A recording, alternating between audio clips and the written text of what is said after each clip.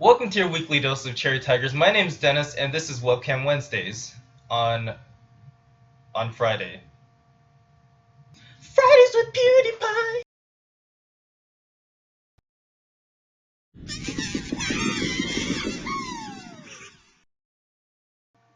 Coming up on screen right now are this week's winners. So yeah, you go guys for winning your 2 red cubes each of you.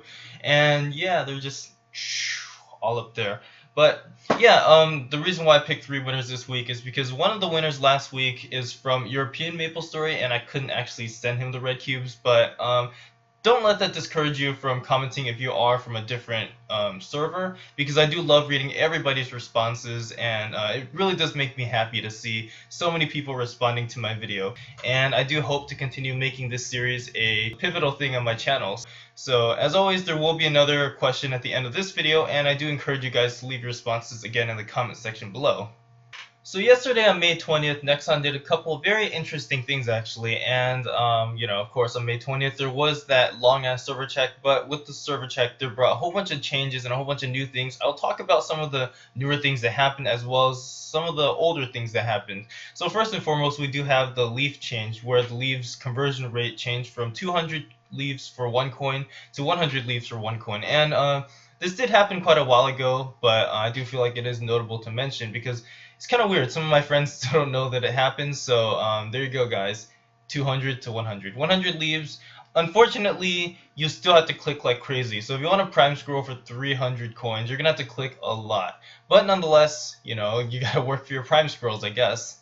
On the topic of prime scrolls and the coin store in general, I did receive quite a bit of questions regarding what people should buy in the coin store, and I do feel like this is a good video to be watching. And this is from xMeowRice Maurice. He definitely covered the bases in this video, in which I do agree with him in that you should be buying the inventory expansions instead of just the prime scrolls, because I do think that the prime scrolls are very limited in what they can do. Because really, you prime one of your items, one prime scroll, big whoop, that doesn't really do anything, as opposed to increasing your inventory by 8 slots, which definitely does help a lot. So I do highly recommend increasing your inventory before buying your prime scrolls. And of course, with prime scrolls is something that we've all been anticipating since the beginning of the 10th anniversary, and it's that prime scrolls have finally been increased from 1 prime scroll to 5. So now you can buy a lot of them, which is very good, because really, getting 1 prime scroll per character and having to platinum scissor your item all the way through every single prime scroll is definitely not the way to go. But thankfully Nexon did increase it, and for those people that are curious as to why Nexon put such limitations on the items, it's as Nexon does say. They do say on the official forums that a lot of hackers, a lot of botters, it's kind of like Nexon's way of prevention, because what people don't understand is that when a hacker usually hacks, they usually hack on just one account, and they usually accumulate millions of coins. And the thing about, or not millions, but tens of thousands of coins. And when there are tens of thousands of coins on one character, if there are no limitations on that one character, then those hackers would just buy them out like crazy, and they can do some crazy things with the economy. So it is very smart for Nexon to allow each of us to only have 5 prime scrolls per character, as it is a happy medium, as us the players can upgrade our items and hackers are limited to what they can do. So I do feel like Nexon is walking a middle line, which is a very good place for Nexon to be standing. In other events, we do have a very exciting thing. This is the Pink Zakum event,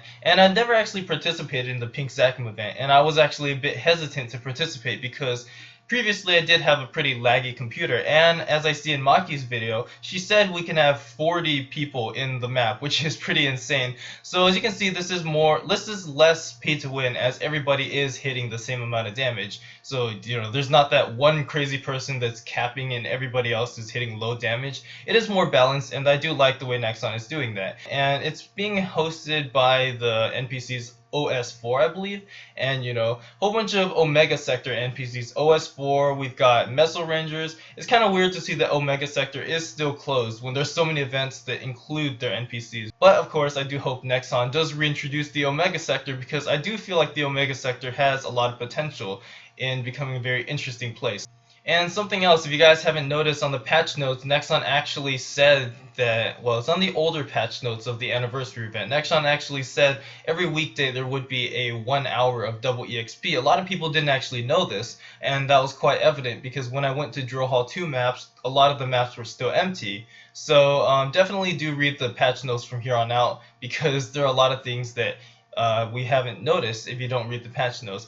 But of course, Nexon did something very interesting to where now when there is a double EXP event, we do get a banner. I believe the banner is up on the screen for like 30 seconds and then it disappears. So it's very good. It's not that annoying, and at the same time, we do get alerted when double EXP events are going on. So Nexon did throw us a little bit of a curveball, and I don't know how some people feel about this because I do have some friends that trained like, they trained like crazy for like what, 6 months or something to get to level 240, and Nexon recently removed the limitation for high level players to buy double EXP cards. And if you do know anything about high level training, you do know that Nexon blocked the EXP cards for anybody who was level 201 or higher, which means if you're on a high level you can't buy EXP cards. But Nexon removed that limitation, so it makes training twice as easy, I guess. So I'm a little bit curious as to how you high-level players feel about this. Personally, for myself, I only get to level 210, and that's my stopping point because that is where level 3 Link skill is, and that is the level for you to comfortably hit Hell Gullux without missing. So I am very curious as to how people feel about this, whether you're a low-level player or someone who's trained to level 250 or maybe 240, 230, whatever it may be, because I do know that my friends put hours and hours and hours of training into it, and it is pretty intense. So along the lines of training and along the lines of this anniversary event with leaves dropping, I did come across a very interesting thread on Basilmarket in where someone talks about, well, basically what they say is they train in a map, and because they can't loot all the items in the map, there are a lot of people that will come into his map and just pet loot and try to take the items off the ground, even though he's not looting them, or he tries to loot them but he can't loot them all. And this thread got a lot of responses, a lot of flame, a lot of I feel like a lot of opinions that I didn't agree with, and a lot of opinions that I also agreed with. My stance on this personally is that although he does not own the map, because some people did use that argument saying he does not own the map, therefore people can take the leaves. Although I do feel like he does not own the map, I feel like that kind of logic would also justify things such as kill stealing, because people technically don't own the monsters. So you killing the monster doesn't really, they don't own the monster. But of course, my opinion about this is just because it's not against the rules, it doesn't mean it's right. There are a lot of things, I know a lot of people in real life as well who take all these rude stances where they say, oh, it's not against the rules, therefore I can do it. And yes, a lot of things are not against the rules. Just because it's not against the rules doesn't mean it's free game for you to do it, because it is very rude to do sometimes. So I do feel like this is not much of an issue in terms of rules as much it is in common courtesy. So if you do want to loot leaves from someone's map, just go there, ask them for permission, because personally I have done it a couple of times as well. I've asked for permission and the people have said yes. So they might ask you for things like, oh, give me half of the leaves and I'll let you loot them, or something like that. And I do feel like as long as you're polite with it, it is pretty good. And a very interesting topic, which once again came from this recent server check, is the announcement of server merges. And I did do a podcast with Jin about these server merges, and it's finally happened. We were all anticipating the server merge happening, and especially me reading a thread that was posted on Reddit.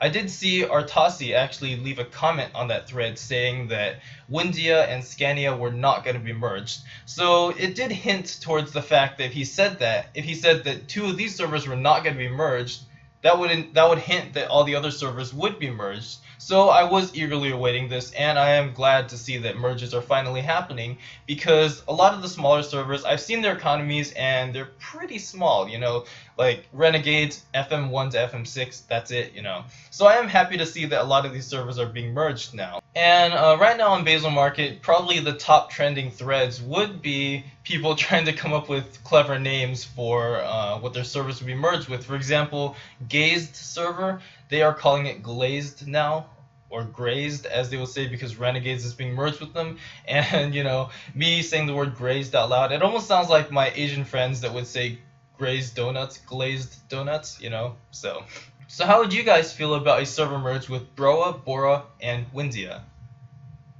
Yeah. It's just a joke. But anyways, yeah, I am very happy about these server merges because there have been a lot of people leaving comments in my videos asking me about tips about merchanting and just about surviving in a smaller server. There's always a way to make it, especially with the smaller economy. And with the smaller economy, it is harder to climb up there, but what you do need to know is after you do climb up there, it's going to be a lot easier for you to control the economy. So there are always pros and cons with smaller economies and larger economies. And of course with server merges, it could throw some things up and down. So definitely if you are a merchant and your server is being merged, do go and visit your other new neighbors that you're going to have and see what their economies are like and make sure to adjust accordingly for the price changes that will happen. In other news, we do have a very interesting topic, and it was a thread that was also posted on Basilmarket where they basically asked if you would do this. And basically the game H1Z1 on Steam banned about 25,000 of their players for cheating, and it's a very interesting question. Basically H1Z1 banned the players, and in order for you to get your account back, or for you to get a chance to get your account back, you'd have to post a video apologizing about what you did wrong, and hopefully they would give your account back. So it was a very interesting thread, and it was a question that was posed. Would you apologize to Nexon if they banned your account? Would you do if the only way for you to get your account back was to apologize on YouTube? Would you do it? And of course, this would imply if you are a cheater. If you're not a cheater, obviously you wouldn't do it because it would not be fair. But if you are a cheater, would you do it? It's a very interesting question. But, if you spent like $1,000 on the game and you spent a lot of time on your character, maybe it would be a good idea to do it. So that wraps up this week's video about Webcam Wednesdays, although this is Friday. I tried to take more of a news show kind of approach to this thing. Hopefully it worked. Hopefully it was not that bad. Very fun video to record. I'm really having fun with these videos. I actually got a comment from last week's video of someone saying that, we need more of these kinds of videos. I do feel like the cubing videos, the bossing videos that we have on Maplestory content, it's nice to have that kind of stuff, but I do feel like it's pushing the wrong idea, because a lot of people have basically been telling me they don't have enough money to cube so they can't be a YouTuber, and that's not the case at all. There are many other ways to make it big on YouTube besides just cubing and all that, and I feel like ThaCookey did it best, especially ThaCookey, Copper Sand. Those are the guys, those are the big guys, and they're not that funded, so we should take something from them and understand that good YouTubing does not necessarily mean you have to be funded.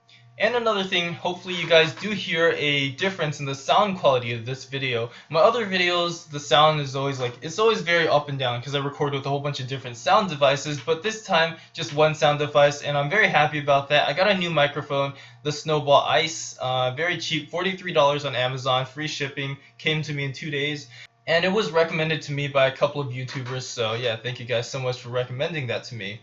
So other things that I have coming up for my channel is a Gullux guide, and basically in this Gullux guide I want to analyze each and every little mechanic of fighting Gullux, because there are a lot of people that don't actually understand it, so I do want to analyze everything for you guys. Very difficult video to make. I am in the process of making it because I do have to record a whole bunch of clips of me dying so I can show what the attacks are, so you guys get a visual instead of me just saying it. And of course other videos, I do want to do another series, a whole bunch of very fast 30-second to 2-minute videos about just tips on Maplestory.